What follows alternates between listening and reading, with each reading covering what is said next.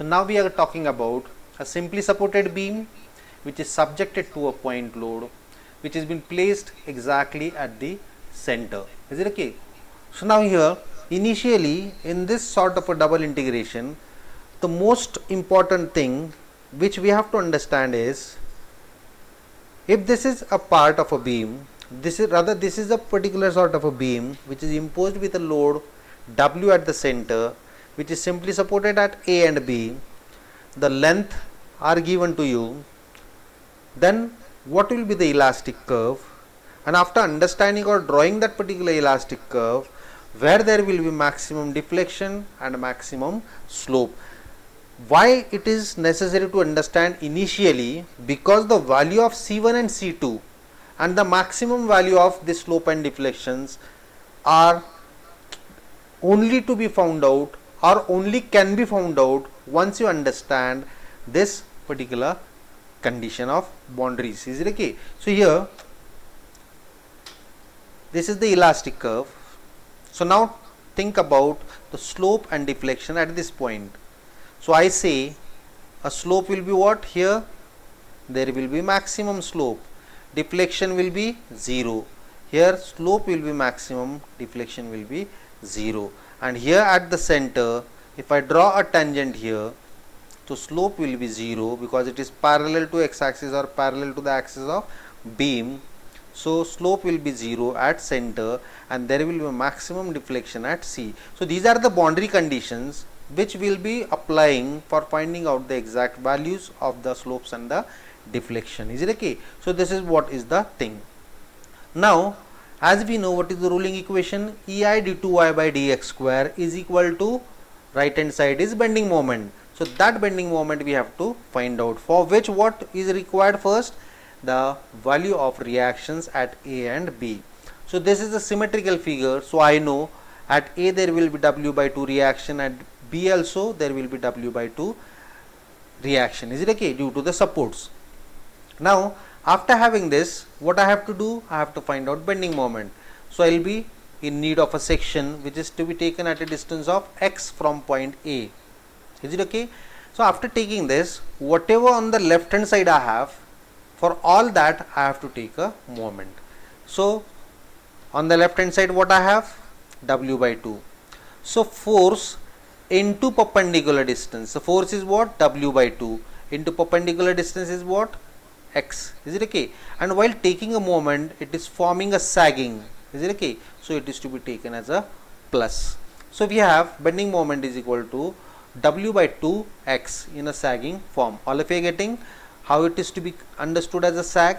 If this reaction is going to lift the beam about point A, so it will form a sag. Is it okay? So that's why it is to be taken as positive. Now I have found out the magnitude of bending moment. So take the ruling equation, put the value of bending moment, integrate it. So after integrating, what we are getting? EI dy by dx is equal to this much. So here we come across C1. Is it okay? So this is EI dy by dx is equal to Wx square by 4 plus C1. So this value of C1 can be found out from the boundary condition. Is it okay? Now once you understand this, this is a equation of a slope. Again if I integrate it, what I will be getting? A equation for the deflection with value of C2. Is it okay? Now using the boundary condition we can find out the value of C1 and C2. So x is equal to L by 2. At x is equal to L by 2, what will happen? Deflection will be maximum and slope will be equal to 0. So accordingly we are going to utilize for an appropriate equation. If I am talking about slope, so here at x is equal to L by 2, slope is equal to 0. Is it okay? If I want to find out a deflection, at x is equal to L by 2, deflection will be yc. So accordingly we are going to put the boundary conditions and going to find out that particular thing. Is it okay? But as far as the value of C1 and C2 are concerned, so that we will see how to find out C1 and C2. So here at x is equal to L by 2, dy by dx is equal to 0. Therefore C1 I got minus WL square by 16. Put this value of C1 in this equation number 1. and rewriting it, you will be getting equation number capital A. Is it okay? Now using second boundary condition, at x is equal to 0, y is equal to 0. Is it okay? So here at x is equal to 0 and y is equal to 0, so what happens? C2 is equal to 0. If I put it here, x, this term 0, this term is also 0, and already this is also equal to 0, therefore C2 is equal to 0. So this is how we have the second equation for the deflection of this equation number A and B are the generalized equation for this standard case. Now in order to find out the exact value of the slopes and deflection, we have to move further with this ruling equation number A and B onwards. Is it okay? So at x is equal to 0, how much will be the slope? So use this particular thing in equation number A, put the value of x is equal to 0, and you will be getting the value of dy by dx is equal to minus wl square by 16 ei. So this is the slope at x is equal to 0. As I said, at A there will be maximum slope. So here dy by dx is equal to minus wl square by 16 ei. This is the slope at A. Similarly, for the deflection, at x is equal to L by 2, there will be maximum deflection, that is yc. So put it in equation number B and simplify it, you will be able to get the value of maximum deflection, that is y equal to yc equal to minus wl cube by 48 ei.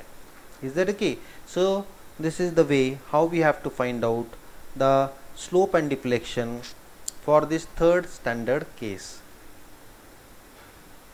I hope you are getting this particular how to find out. So simple as good as what we did earlier. The procedure is going to be same because we are dealing with the first type of a method to find out slope and deflection, that is double integration method. And the most important thing in this particular double integration is to find out the value of C1 and C2 that can be found out by the boundary condition, and boundary conditions are to be understood from the basic figure. Is it okay? So once you know what is the elastic curve, so where is the maximum curvature, from that draw a tangent that will give you the slope, and wherever there will be a maximum deflection, you can see here. So deflection is maximum at here, and as we move toward the slope, deflection goes on 0. Is it okay? Decreasing till 0. Same on the right hand side. So this is what is the gist of this particular double integration method.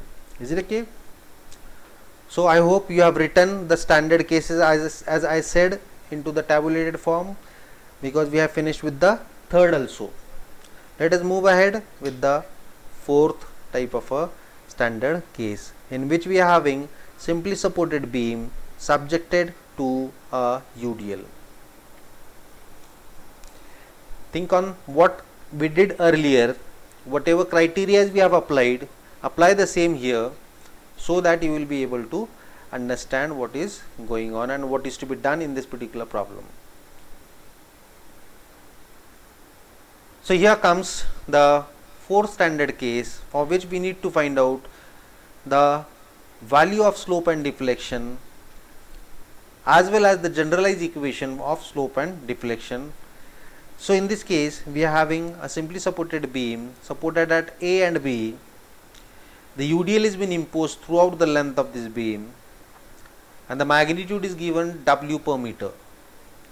So as usual, first of all we need to find out the support reactions. Then the elastic curve we can understand.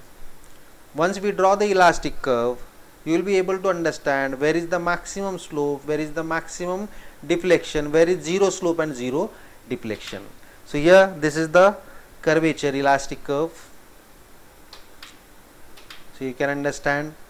After this you have to find out the reactions by applying the conditions of equilibrium, what we have already studied into the engineering mechanics.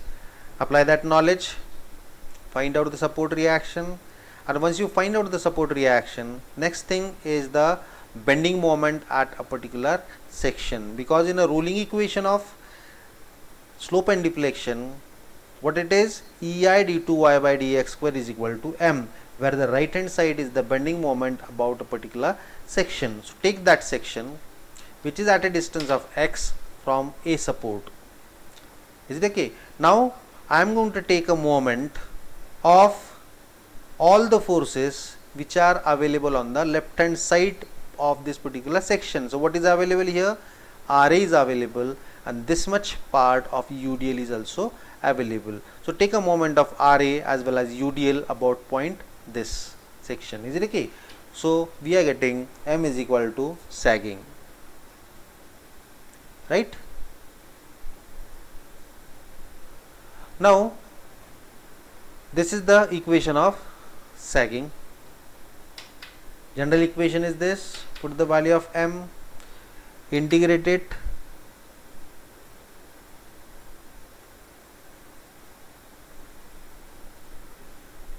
after integrating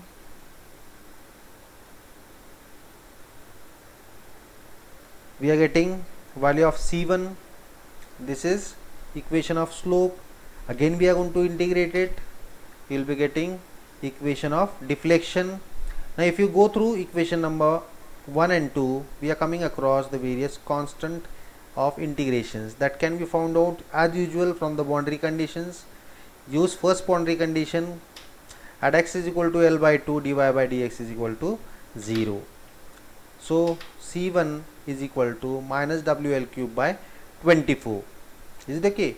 So back substitute in equation number 1, you can rewrite that equation and later on you can find out the value of C2, or at any stage you can find out the value of C2 if you know the boundary conditions.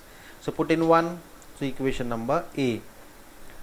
Next to that, use second boundary condition, take equation number 2, at x is equal to 0, y is equal to 0. So simplify it, you got C2 is equal to 0. Rewriting that equation number 2 and getting equation number B. So these are the two equations, that is equation A and B, which are going to generalize the slope and deflection anywhere on this length. Simply what we have to do, we have to simply substitute a value of x and so on. We will go on getting the value of the slopes and deflection at that value of x. Is it okay? So now let us find out the exact value of slope and deflection for this beam, that is maximum slope and maximum deflection occurring in this beam. Is it okay? Now take equation number A and equation number B. So here from the boundary condition you have understood where there will be maximum slope and where there will be maximum deflection. So at x is equal to 0, slope will be maximum, that is IA. Put it in equation number 1, that is A. So we got on simplification slope at A WL cube by 24 EI. Similarly, go with this, you will be getting x is equal to L by 2, maximum deflection. Put it in equation number B, simplify it, you got a value of YC is equal to 5 WL raised to 4 by 384 EI. So this is how we have found out the values of maximum slope and deflection